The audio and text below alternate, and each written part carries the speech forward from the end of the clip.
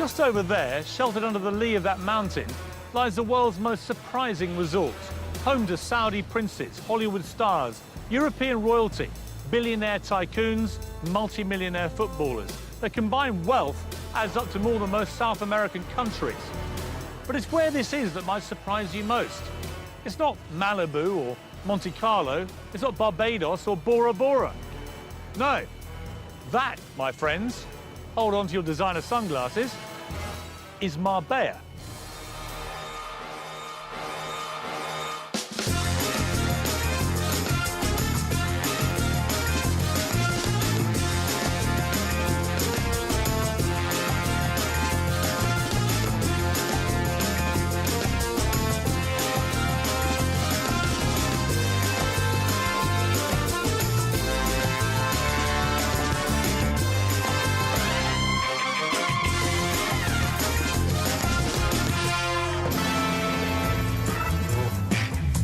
Marbella is a classic contradiction, a tale of two cities.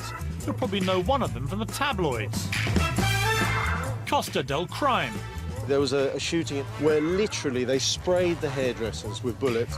Boozed up Brits abroad. Where's the champagne spray party, silly? Well, the thing is, you don't drink it all, so what else is there to do? Vice Central. If I was running Marbella, then it would be cleaned up. But there's more to this town than binging Brits, wannabe wags and drug-fueled gangs. It's not Iron Napa. I'm going to show you a Marbella you may not even know exists. One that's not so much Costa del Crime as cost a hell of a lot.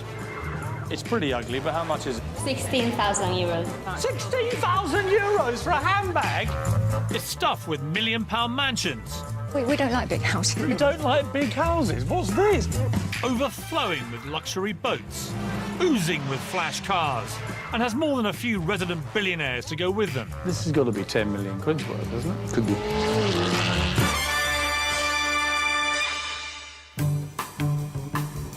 Marbella is on the infamous Costa del Sol, Spain's most southerly Mediterranean Mecca.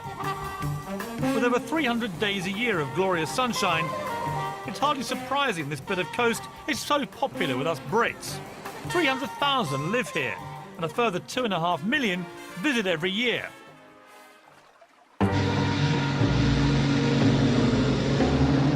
I'm driving the Golden Mile. It runs east-west alongside the Med and links Marbella's past and present.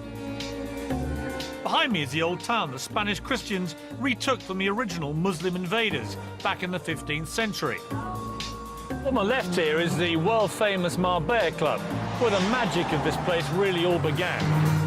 It was the hotel that first attracted film stars back in the 50s, kick-starting Marbella as an exclusive resort. Up here you have the mosque that was built by King Fahd of Saudi Arabia as a gift to the local people. And tucked up there you have the famous White House, which again King Fahd built as his summer residence. The Saudis still come every summer, spending millions on their annual holiday. All along here is Gulf Valley. There are more courses per head in Marbella than anywhere else in the world. And tucked away behind those trees, suitably furtive, is Milady Palace, where he or she can indulge their wildest fantasy. And if you're wondering why it's called the Golden Mile, well, there's one very good reason. Square metre per square metre, this place is more expensive than even London's Mayfair. If Marbella were a goose, then this really is the golden egg. So what kind of person has a home here? And just how rich do you have to be to live on the front row? I've been invited to take a look inside L'Oriana, reputedly one of the most impressive of Marbella's mega mansions. My guide is John Davis. John, how are you? Welcome. Welcome to L'Oriana. I'm looking forward to this. John is a property developer who creates these seafront havens and manages them for the wealthy owners. Wow, look at the chandelier. I mean, let's cut to the quick here. What would that cost? About £150,000. And what about this sort of tapestry here? That's a very special one. There's 3 of those in the world, and that's got over 1.25 million stitches a square metre. And what would that have cost? I think it's valued between 350,000 and 400,000. But that's just chicken feed. The rest of the carpets in the house cost a whopping £2 million. Thank goodness I didn't step in anything on the way. On not allowed to tell you who owns this place. Suffice to say, he's a British knight of the realm who's worth more than the Queen. And yet he only comes here for his summer holidays. The rest of the year, he lets it out. The colours are good today with the sea. Beautiful, absolutely beautiful. The main house is just 5 bedrooms, but there's a 3-bedroom holiday cottage under the lawn with his own pool and a grotto for the kids. A further 4-bedroom guest house in case friends pop round, and this, another 4-bedroom house in the gardens for the servants. Now, what have we here? Roman spa. Fully stocked gym, saunas, steam rooms, some strange bathing tool. Private cinema. Look at that. And of course, if you're super rich and you fall ill, what better than having your own little private hospital? So these aren't, are they? Oh, they're not real gold, but they're very expensive taps. Like what? Well, I would say for the main 4 or 5 bathrooms in the house, you're going to spend over €250,000. On taps? On taps, yeah. So, John, here's the master bedroom, and I could quite happily wake up to this every morning. Not bad, is it? And this is the view you would wake up to. Spectacular. Unbelievable. And tell me, as we stand here, I mean, if this was to go on the market tomorrow, what would it cost me? Very hard to value, Piers, but all I can tell you is it generates a very good rental income. Like what? It's been renting out for 15 to 20,000 euros. A month? A day. A day? Yeah. 20,000 euros a day? In the high season, 20,000 a day, low season, 15,000 minimum. And who pays that? I mean, what type of person? There's people. So taking that rental income as my guide, my calculations value this property at a staggering £70 million. Not exactly cheap, but even half the price. And if you want a glimpse of the kind of people who can afford that, you may want to try the port. We're coming now to the other end of the Golden Mile, the place that most Brits might assume is the real Marbella, and that's Porto Banús, with its fabulous, famous harbour.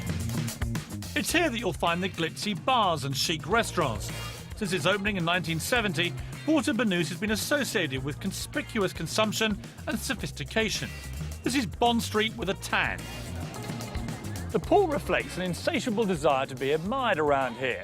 And simply having a few million quid in the bank is nowhere near enough, because the bigger your boat, the nearer you want to park it to the restaurants. The more expensive the wardrobe, the more you have to dress up and show it off. And the flashier the car, the more you have to drive it round and round, trying to get noticed. Being a somebody in Marbella is bloody hard work. But those with cash love nothing more than spending it, which is not difficult in a place that's crammed with 40 of the world's top designer stores. Karen Brady, the ex-MD of Birmingham City Football Club and now sidekick to Lord Sugar in The Apprentice, owns a flat in the port. When it comes to shopping, she's in the Premier League. It would be rude not to, wouldn't it? Yes, I think it's very Yes, Karen I think Brady. so. I think. Come on. Hello. Looks like I've just been hired as an apprentice bag boy. And just when I thought we couldn't possibly shop anymore, Fendi, now this has to be right up your street. I do like Fendi, I have to say. You know, I've got 1 or 2 little Fendi pieces. So, I bet you have. yeah, no, it has to be said. I mean, I haven't seen a price tag yet. How much is all this gear? I think, Piers, if you have to ask the price, you can't afford it. but what all the wags really come here for is a quality handbag, no matter what the price. Excuse me, how much is this one? 16,000 euros. 16,000 euros for a handbag? Look, Piers. Who buys this stuff? Who buys it? Not exactly how most of their customers react, I imagine. So just how much money is sloshing around these shores? How rich are the people in Marbella? Oh, there's some really, truly wealthy people. And lots of people that want to be close to the glamour. That's why they come to Marbella. That's why they're down in the port, they're in the shops. And they're all just here nosing around, seeing what's going Yeah. on. You've got one side of it, which is very elegant, beautiful homes to live in, wonderful shops. Then on the other side, you've got the stag do's, the hen do's, the people staggering out of clubs at 5 o'clock in the morning. But actually, both sides are quite fun. You know, it's the Euro trash element of Marbella. So part of it's Euro and part of it's trash. Exactly. So there's cost a lot and cost a little. But in my tale of 2 cities, what is it that makes the rich want to live here? I'll be visiting a mountaintop housing estate for millionaires, where hardly anybody actually lives. I mean, we're talking 15 to 20 million Yes. for a place that is unoccupied. Oh, hardly any All of the them are time. occupied. As that one is down there. On the flip side, just how trashy is Marbella? And what's it like to end up on the wrong side of crime in the Costas? Woke up one morning to find out we'd been broken into. We'd been gassed, knocked out, so we didn't hear anybody in the house. Seriously, you were gassed? If you're super rich and fancy living in the sun, there are a number of options. There's Monaco for the snobs, for refined sophistication, the south of France, for exotic paradise, Barbados, and for raw excitement, you can't beat Miami. But Marbella, that's always struck me as a kind of poor man's Saint-Tropez, where lobster-red Brits come to guzzle their beer, scoff their chips, and read their daily current bun. So why is it that people who can afford to live anywhere on Earth come in such numbers to live in Marbella? Well, for one thing, there's the weather. Marbella has a near-perfect microclimate, with average temperatures of 20 degrees. All well and good, but if you're a multi-millionaire, you don't want to be scrapping over your sun lounger. You want exclusivity, security, and the chance to lord it over everybody else. Well, head into the hills, and you'll find it. Down there is La Zagaleta, one of the most exclusive housing estates in the entire world. For starters, an average plot here will set you back a cool 4 million quid. A pretty penny for a chunk of hillside. But once you've built your luxurious mansion, you can probably expect to double your investment at the very least. It seems some places are just recession-proof. Construction is frenetic here, and property values rising all the time. It measures 2,200 acres and has 50 kilometres of road crisscrossing it. It also boasts 2 golf courses, stables, tennis courts, a bowling alley, a gourmet restaurant and a nightclub. But here's the weird thing about it. Most of the houses there remain empty all year long. Their owners only use them for about 2 weeks of the year, which I guess makes it Butlins for the billionaire.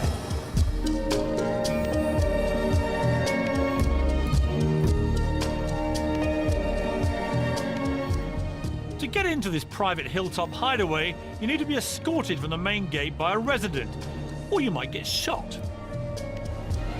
It's the little things like 24-hour armed security, dog patrols, CCTV, and a barbed wire perimeter fence to make a multi-millionaire feel secure.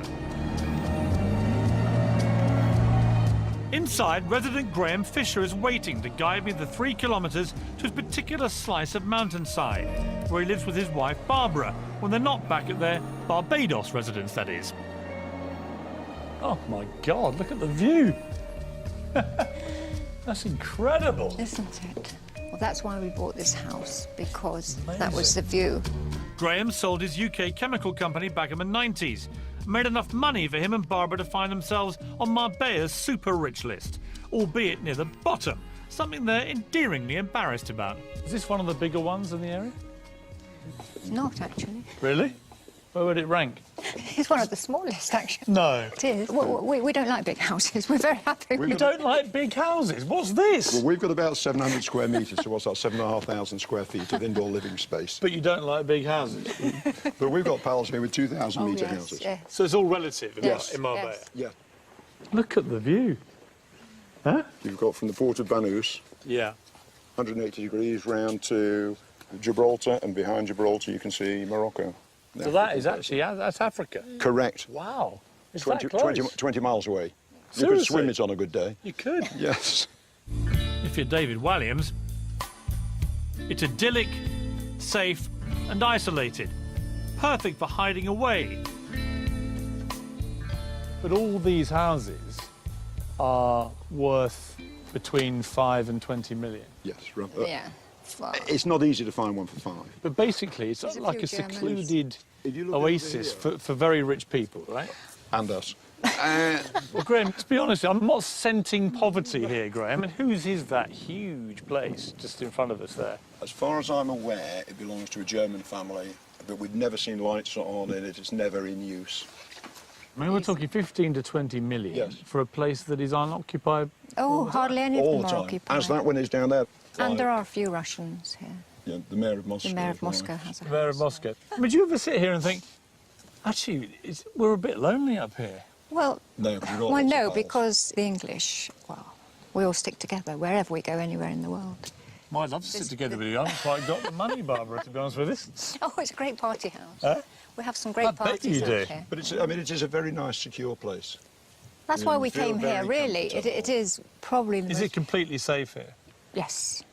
I would think it's probably one of the safest places in Europe.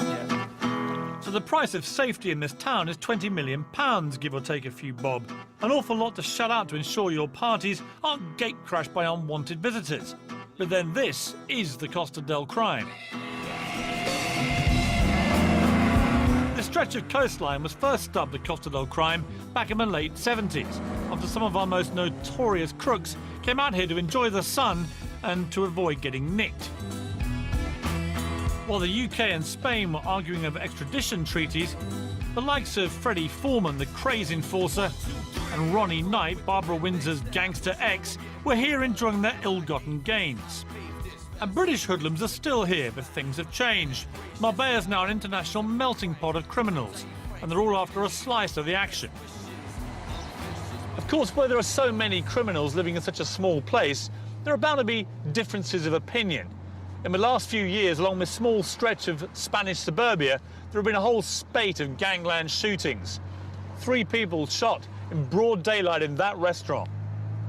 Another person shot up here on the right. And a married couple machine gunned to death a little further down the road. In this town, you don't want to mess with the wrong people.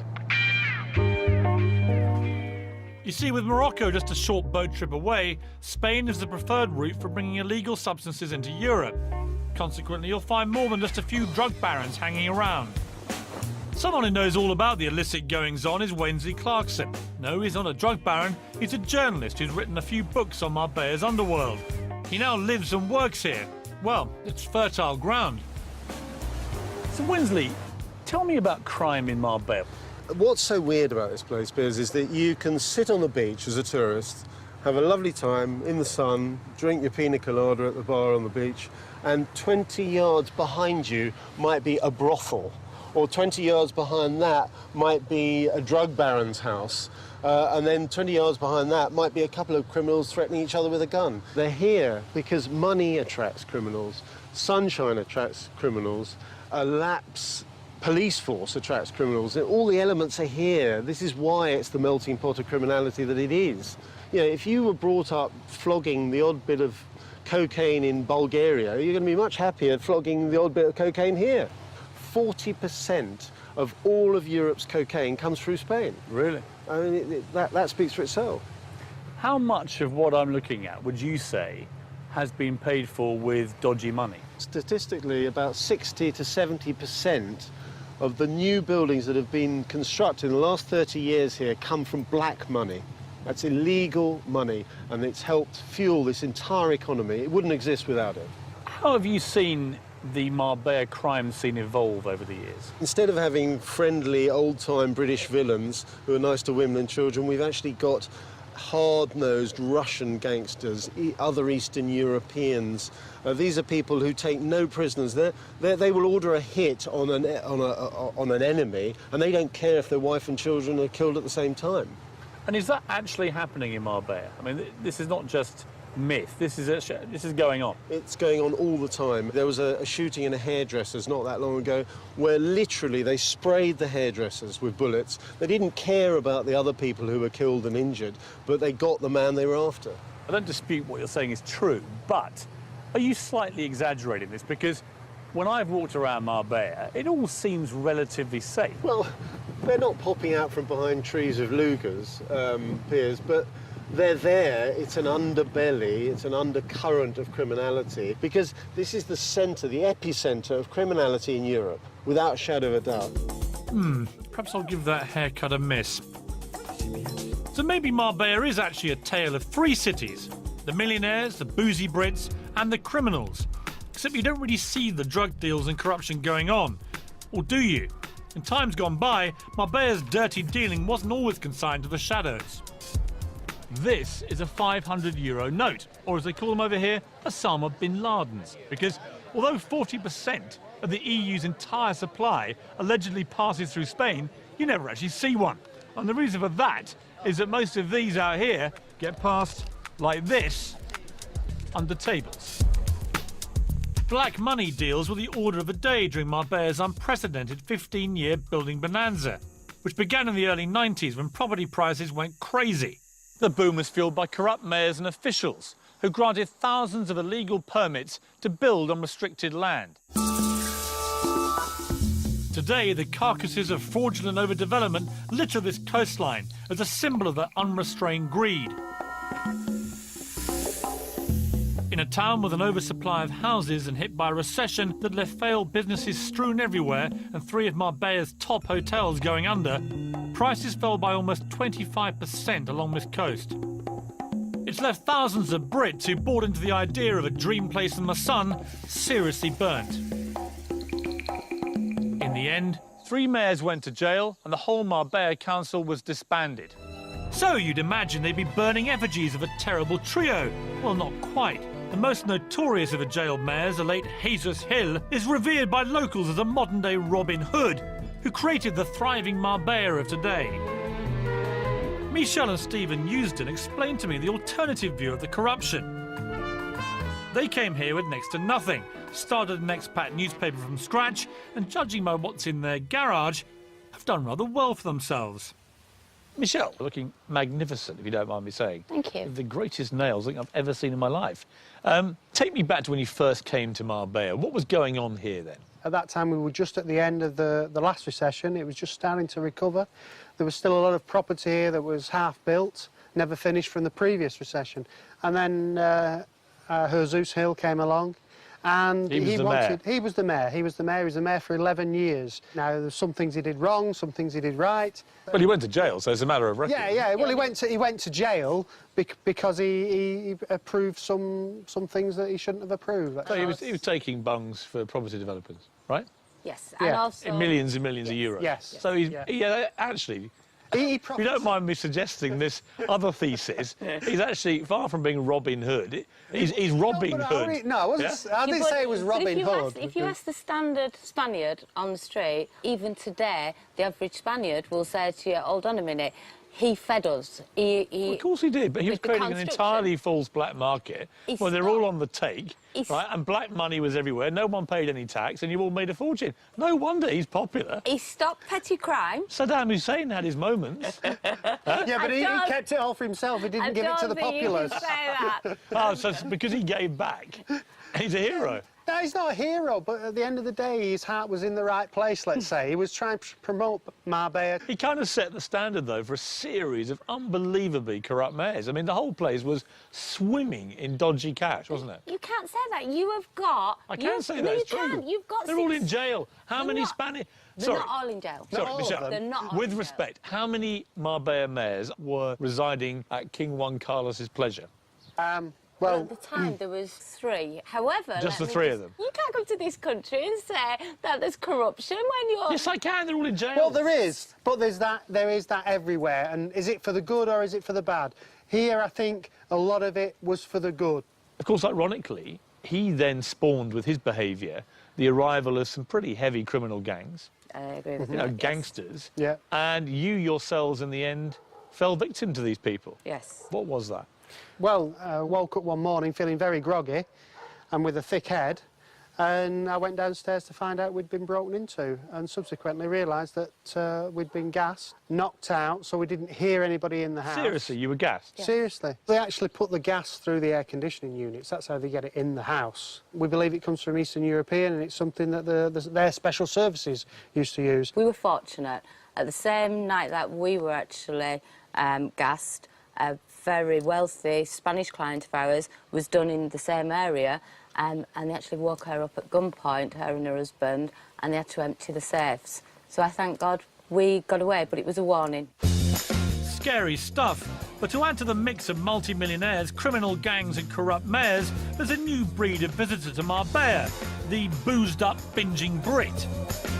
But just how bad are their antics? Non-boozed-up Brit Max Clifford does some straight talking. I mean, we've noticed young prostitutes, drugs being openly sold. And I hit the millionaires' playground to find out how they really like to burn their cash. You are clearly stinking rich. Is it impertinent to ask how much this cost you? Yes.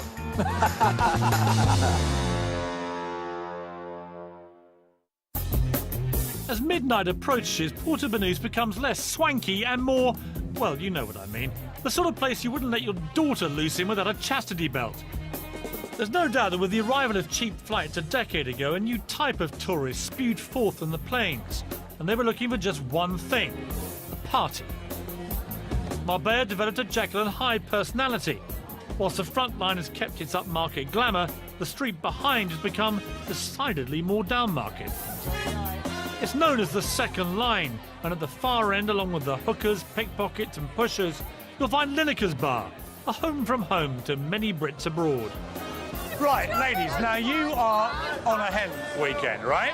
Who is the lucky hen? You are, right. Why have you come to Porto Banús? Because it's classier than most places and we're classy ladies. Wait a minute, it's classier than most places and you're classy ladies. Ladies, with the greatest of respect, you're wearing weird tutus. It's a one-off though. So do you really think it's a classy place here? Yeah, it is. Where are you from? Now I know what you mean. The nice part though. What do you think of this place, Lineker's? It is cheesy. It is cheesy. You see, even though it may be cheesy, I can't wait to get in there. Yeah, Who would you be most excited to see here? They clearly have impeccable taste. This place has suffered a crate load of criticism for lowering the tone of the port. But after tonight, I can't see what all the fuss is about.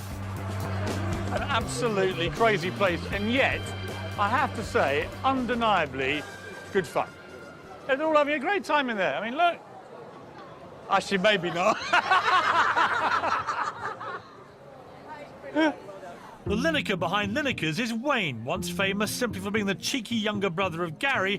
He's now famous for being the tax-evading younger brother of Gary, who went to prison and then came out to create a string of boozers, nightclubs and strip joints that stretch across the Med and beyond. It's definitely fun here, isn't it? No question.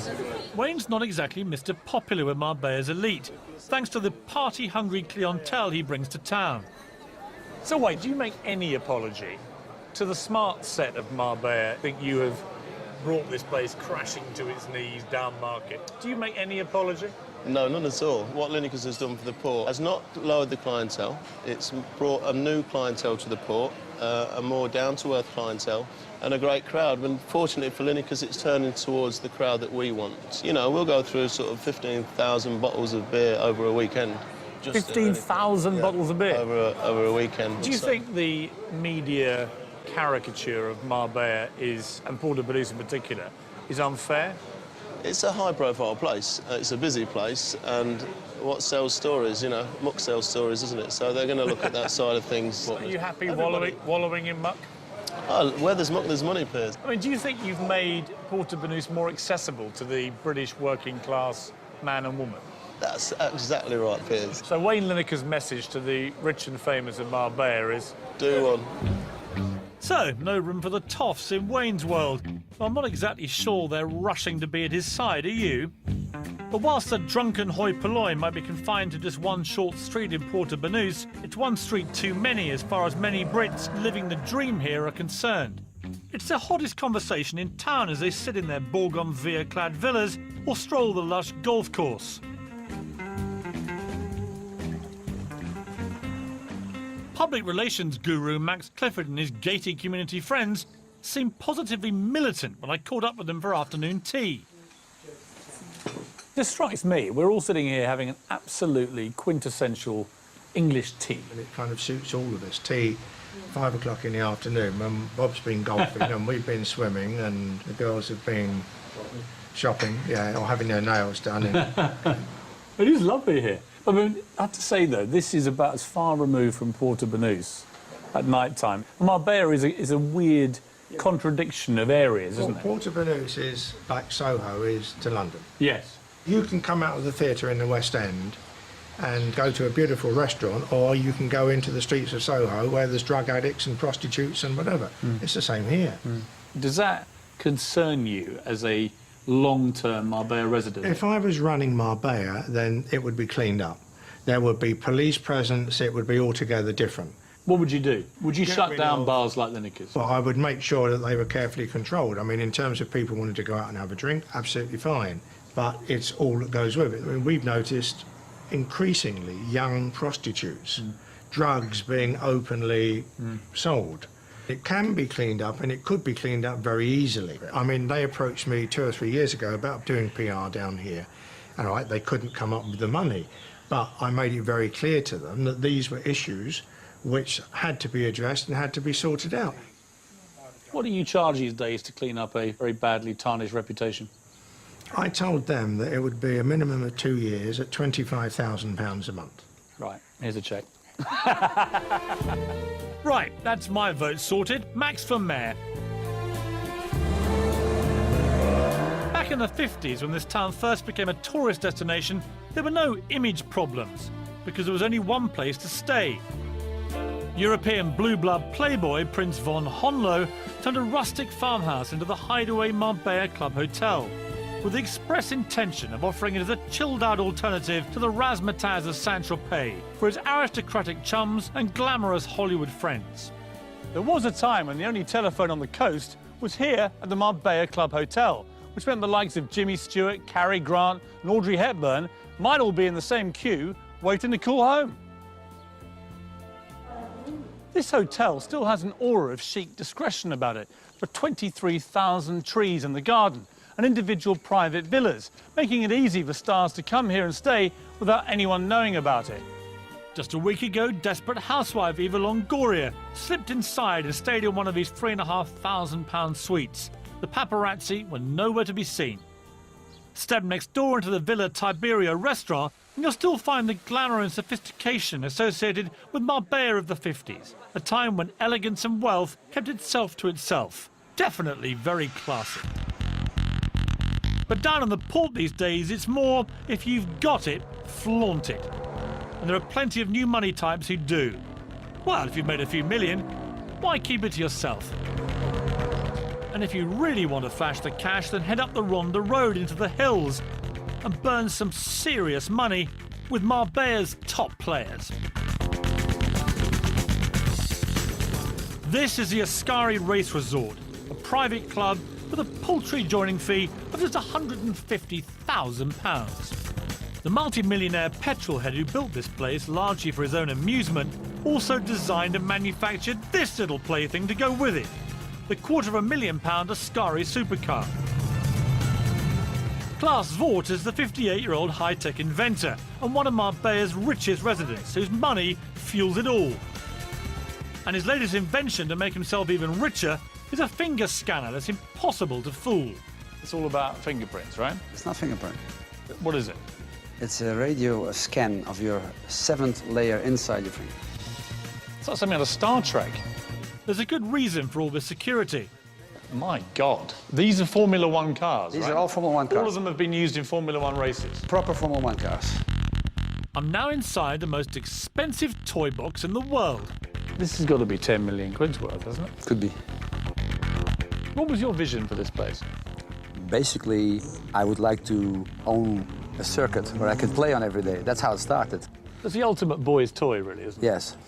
Every day I get here, I still think it's a fantastic place and I love it. It's like walking into heaven when you get to these gates. It's an extraordinary place. Yes. I mean, you could live anywhere in the world, couldn't you?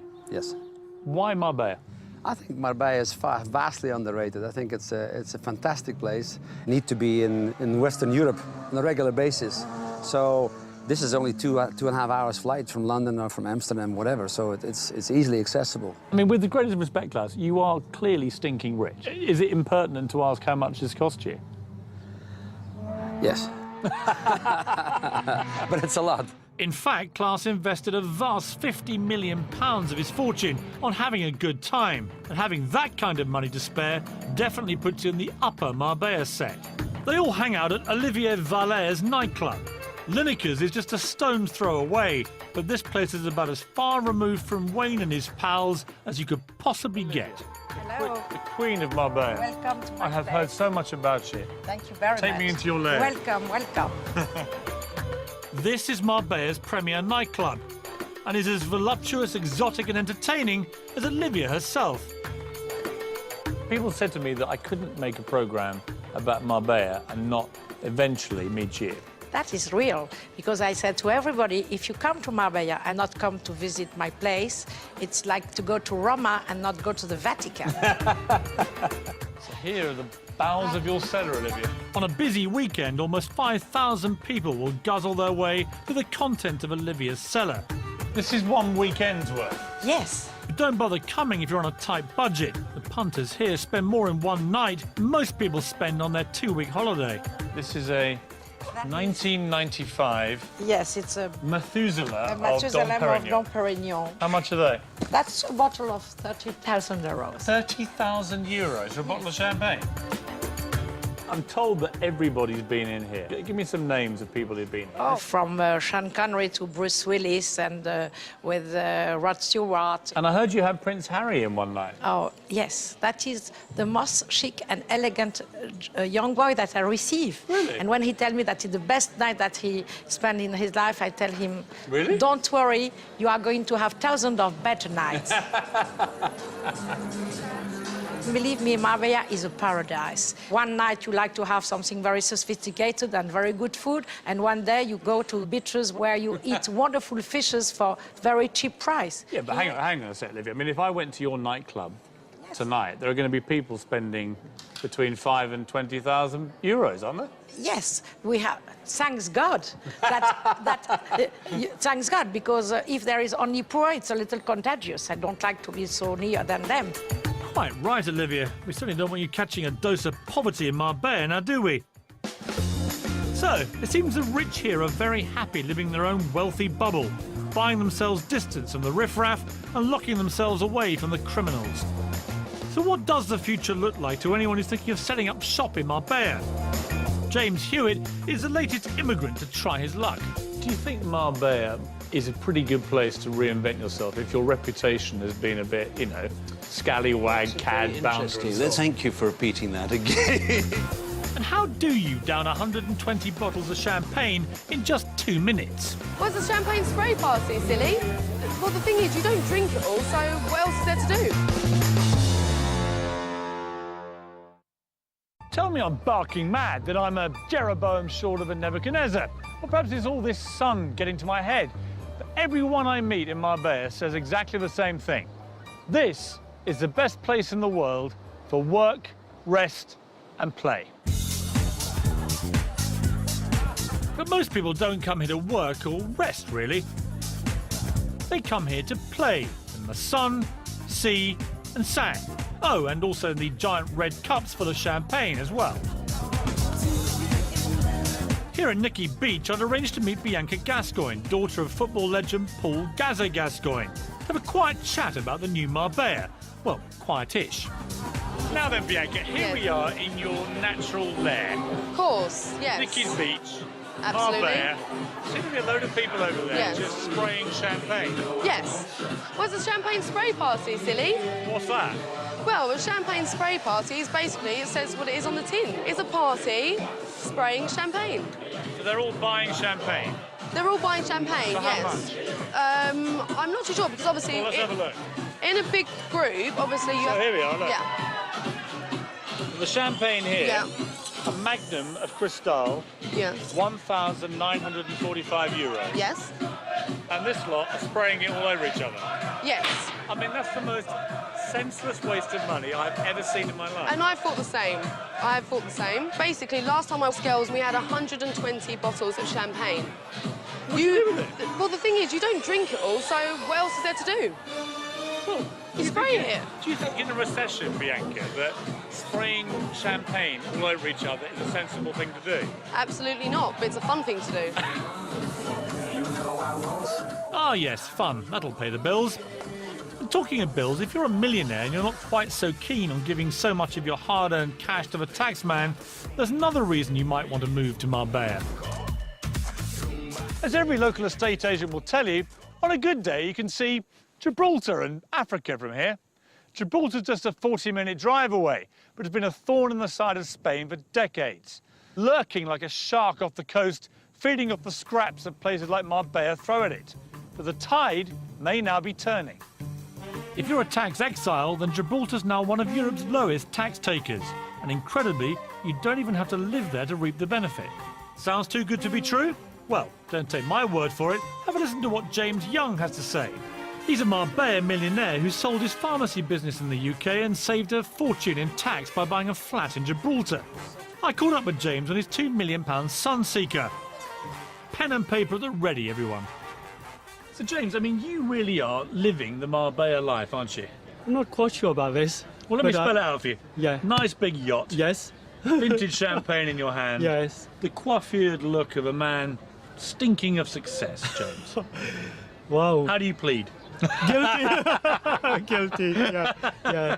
I mean, it's maybe a daft question, but what made you leave Sunderland to come and live in Marbella? Well, before I sold the company, I took advice and applied to be a resident of Gibraltar. But you don't have to live there for any number of days as part of the deal. Exactly. I don't have to live even one day or spend one night there. Really? I can just spend my time in Marbella. So what is the tax in Gibraltar if you do that? Well, I didn't have to pay any capital gains tax on the sales price when I sold the company. Do you mind me asking what you sold it for? A few million, yeah. So basically, by buying a little place in Gibraltar, you ended up paying no tax on that at all? Yeah, that's right. If you'd done that in England, you'd have been paying... Exactly, capital gains tax at 10%. But on top of that is the inheritance tax, which is very important to me. So by being resident in Gibraltar, what would that be now, your inheritance tax? Nothing. Really? Nothing. My assets will be passed down to my children. And if I was in England, half of it would be going to Gordon Brown. But what has Marbella got that Sunderland couldn't give you, James? Well, it's got the weather, it's got the food, I was it's actually got joking. the ambiance. I've been to Sunderland, don't worry. Yeah, right. yeah. So perhaps the reason this town is so successful is that just about anyone can come and make a life here. From millionaires to boozed-up revellers, and from aristocrats to criminals. They're all doing what they do here in Marbella.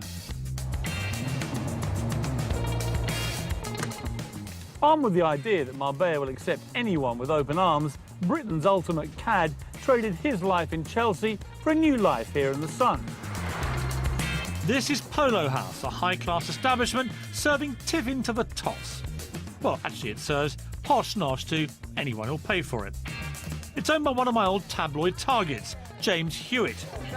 Awesome guy, James Awesome. For him, it's a whole new lease of life, a reinvention as restaurateur, rather than reality TV star, lettuce seller and all-round bounder. And let's not mention the affair with the most famous woman of all time.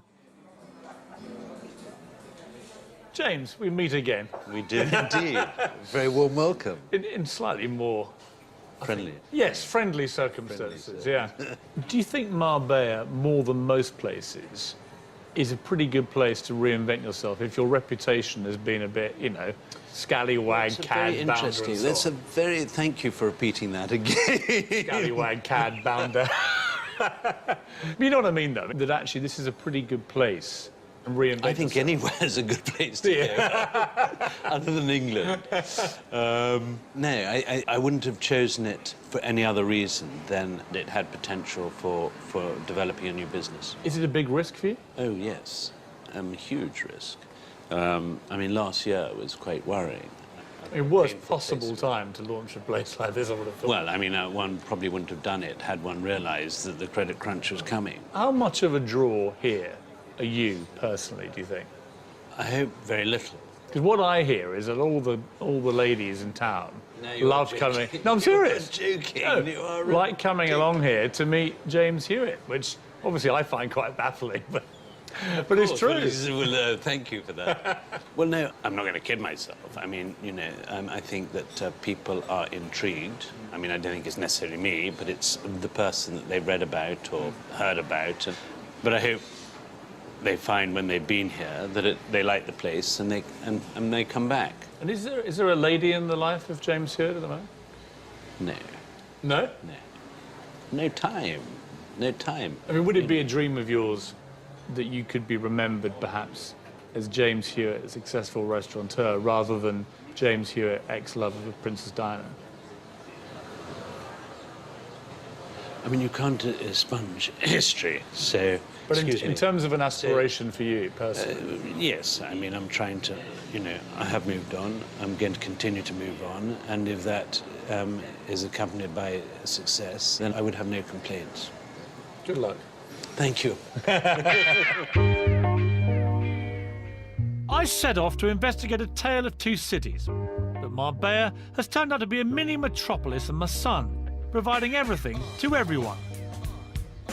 Try and quantify exactly why so many people flock down here, and you'll be sipping your G&Ts for several days to come. But one thing's for sure, it remains at his heart somewhere that people come to live a dream, to retire, to party, to make a fortune, to spend a fortune, or even just to enjoy a great holiday. Marbella, whatever tickles your fancy, can offer it all.